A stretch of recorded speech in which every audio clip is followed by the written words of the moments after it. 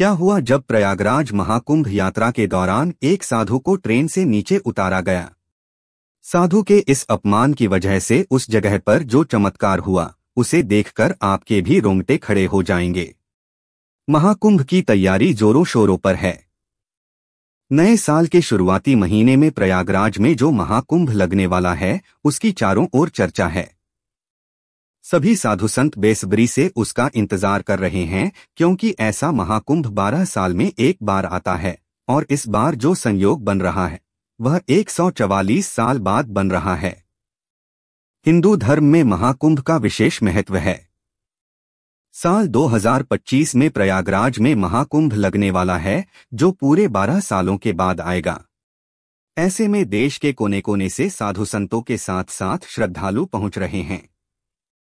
बता दें कि नए साल में महाकुंभ 13 जनवरी से आरंभ हो रहा है, जो 20 फरवरी को समाप्त हो रहा है। पूरे 45 दिनों तक चलने वाले इस महाकुंभ में ग्रह और नक्षत्रों की स्थिति में काफी बदलाव देखने को मिलने वाला है, जिससे महाकुंभ में स्नान करने से कई गुना अधिक फलों की प्राप्ति हो सकती है। उज्जैन में रहने वाले रामानंद जी महाराज भी प्रयागराज महाकुंभ में जाने के लिए काफी उत्सुक थे। उन्होंने अपनी जिंदगी में कई कुंभ मेले देखे थे। केवल 10 वर्ष की उम्र में उन्होंने अपना घर छोड़ दिया था और भगवान की भक्ति को ही अपना सब कुछ मानकर भिक्षा पाकर अपना जीवन व्यतीत किया। कई लोगों ने उनके चमत्कारों को महसूस किया। एक बार उन्होंने बिना माचिस के ही दिए जला दिए थे। रामानंद जी महाराज अपने भक्तों से मात्र 20 रुपए लिया करते थे और उसका भी इस्तेमाल गरीब बच्चों की पढ़ाई में और लोगों की भलाई में किया करते थे। ऐसे दिव्य संत को सब लोग उज्जैन आकर प्रणाम करते थे। लेकिन जब बारी आई प्रयागराज महाकुंभ जाने की तो उन्हें 1 महीने पहले ही तैयारी करनी थी। वे पैदल यात्रा करना चाहते थे, लेकिन उम्रदराज होने के कारण उनसे इतना चल पाना संभव नहीं हो रहा था, जिस वजह से उन्होंने ट्रेन के माध्यम से प्रयागराज जाने की योजना बनाई। उज्जैन से सीधा प्रयागराज शिप्रा एक्सप्रेस रात्रि 8 बजे चलती है, जिसमें वे टिकट लिए बिना ही चढ़ गए। ट्रेन रवाना हो गई, लेकिन उन्हें इस बात का अंदाजा नहीं था कि उनके टिकट न लेने की वजह से उनका बहुत बड़ा अपमान होने वाला है।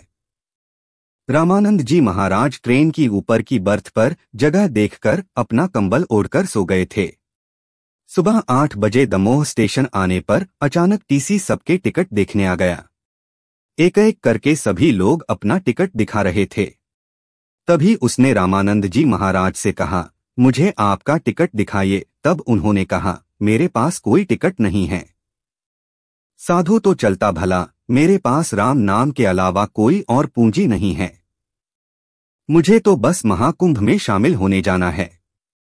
तुम मुझे तीर्थ यात्रा के लिए सहयोग प्रदान करो, भगवान तुम्हें आशीर्वाद देंगे। लेकिन वह टीसी मुस्लिम धर्म से था और अपने धर्म का कट्टर अनुयायी था। साधु महाराज के पास टिकट न होने पर उसने उन्हें जलील करना शुरू कर दिया और अपमानित करने लगा। उसने कहा, चले आते हैं फ्री में यात्रा करने। अगर टिकट के पैसे नहीं हैं तो पैदल प्रयागराज जाओ। उसने साधु महाराज का हाथ पकड़कर ऊपर की बर्थ से नीचे उतार दिया। तुरंत ट्रेन को रोका गया और दमोह स्टेशन पर ही साधु महाराज का अपमान करके उन्हें ट्रेन से नीचे उतार दिया गया। उस समय ट्रेन का स्टॉप बना हुआ था। ट्रेन 15 मिनट वहां पर रुकने वाली थी। लेकिन उस मुस्लिम टीसी को इस बात का अंदाजा नहीं था कि रामानंद जी महाराज काफी चमत्कारिक साधु संत हैं। जो होने वाला था उस घटना से पूरा दमोह शहर ही कांप गया, क्योंकि 15 मिनट के स्टॉप के बाद जब पुनः ट्रेन को शुरू करना चाहा तो ट्रेन आगे बढ़ने को तैयार ही नहीं हुई। मानो ऐसा लग रहा था ट्रेन एक ही जगह पर जम गई थी। साधु महाराज सामने ही टेबल पर ध्यान अवस्था में बैठे हुए थे। ऐसा लग रहा था मानो ट्रेन का इंजन खराब हो गया हो। आधे से 1 घंटे बीत चुके थे, लेकिन ट्रेन आगे नहीं बढ़ पा रही थी। ट्रेन के पहिए जैसे जम गए थे। कुछ मैकेनिकल इंजीनियर को बुलाया गया और ट्रेन के इंजन को चेक कराया गया। लेकिन इसी बीच खतरा बढ़ता जा रहा था, क्योंकि आगे पीछे से अन्य ट्रेनों के आने की संभावना थी। किसी तरह व्यवस्था संभाली गई और ट्रेन के इंजन को सही करने का प्रयास किया गया। लेकिन जब इंजीनियरों ने इंजन को चेक किया तो पाया कि इंजन बिल्कुल सही है। सवाल यह उठ रहा था कि ट्रेन आगे क्यों नहीं बढ़ रही थी। रेलवे कर्मियों को लगा कि शायद इस इंजन में कोई समस्या आ गई है, इसलिए उन्होंने ट्रेन के इंजन को बदलकर दूसरा चालू इंजन लगाने का फैसला किया। लेकिन जैसे ही नया इंजन लगाया गया, उसने भी काम करना बंद कर दिया।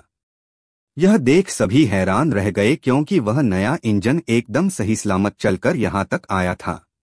अब किसी को भी यह समझ नहीं आ रहा था कि यह चमत्कार आखिर कैसे हो रहा है। मुस्लिम धर्म के टीसी के भी समझ से बाहर था कि यह सब क्या हो रहा है। तभी उज्जैन में रहने वाले एक व्यक्ति ने टीसी से कहा, जिन बाबा को तुमने ट्रेन से उतारा है वह कोई साधारण व्यक्ति नहीं बल्कि चमत्कारी रामानंद जी महाराज हैं। उन्होंने अपने जीवन में कई चमत्कार किए हैं। तुमने उनका अपमान किया, उन्हें जलील किया और धक्के मारकर ट्रेन से नीचे उतार दिया। यह तुम्हारे पाप का फल है कि ट्रेन आगे नहीं बढ़ रही है। उस मुस्लिम टीसी को अपनी गलती का एहसास हुआ। उसने रामानंद जी महाराज के पास जाकर माफी मांगी और कहा, बाबा मुझसे बहुत बड़ी गलती हो गई है। पद और प्रतिष्ठा के अभिमान में मैं इंसानियत को भूल गया। मुझे समझना चाहिए था कि साधु संतों ने इस दुनिया को बहुत कुछ दिया है। आज जब वे हमसे कुछ मांग रहे थे तो हमारी जिम्मेदारी बनती थी कि हम उनकी तीर्थ यात्रा में सहयोग करें। मैं अपनी गलती के लिए आपसे क्षमा चाहता हूं। कृपया हमारी ट्रेन में फिर से बैठ जाइए ताकि हमारी यात्रा शुरू हो सके। रामानंद जी महाराज अपने भक्तों से बड़ा प्रेम करते थे और हर भक्त में भगवान का स्वरूप देखते थे। वे किसी यात्री की जान को हानि नहीं पहुंचाना चाहते थे। लेकिन उन्होंने ट्रेन में चढ़ने से पहले टीसी के सामने एक शर्त रखी। उन्होंने कहा, पहली शर्त यह है कि यदि कोई साधु या असहाय व्यक्ति बिना टिकट ट्रेन में चढ़ता है तो उसकी समस्या समझकर उसे सहयोग करना। दूसरी शर्त यह है कि महाकुंभ मेले के दौरान तीर्थ यात्रा पर जाने वाले किसी भी व्यक्ति को टिकट या पैसे की कमी के कारण रोका नहीं जाएगा। उन्हें सहयोग करना पुण्य का काम है।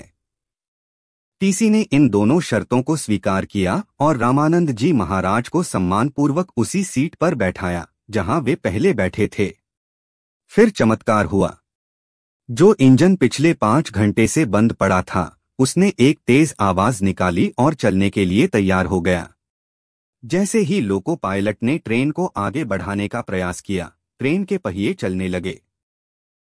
यह ऐसा लग रहा था मानो रामानंद जी के आदेश पर ट्रेन ने रुकना और चलना शुरू किया हो। रात करीब 12 बजे ट्रेन दमोह से रवाना हुई और शाम 4:30 बजे प्रयागराज पहुंची। वहां रामानंद जी महाराज के उतरने के बाद श्रद्धालुओं की भारी भीड़ उनके दर्शन के लिए उमड़ पड़ी। इस घटना के बाद शिप्रा एक्सप्रेस में बिना टिकट यात्रा करने वाले महाकुंभ जाने वाले तीर्थयात्रियों को रोका नहीं गया। यह रामानंद जी महाराज की पहली शर्त थी। तो दोस्तों, इस घटना से हमें यह सीख मिलती है कि हमें साधु संतों और असहाय व्यक्तियों का सम्मान करना चाहिए। तीर्थ यात्रा में सहयोग करना बड़ा पुण्य है। अगर आपको यह घटना प्रेरणादायक लगी हो तो कमेंट करके अपनी राय जरूर बताइए।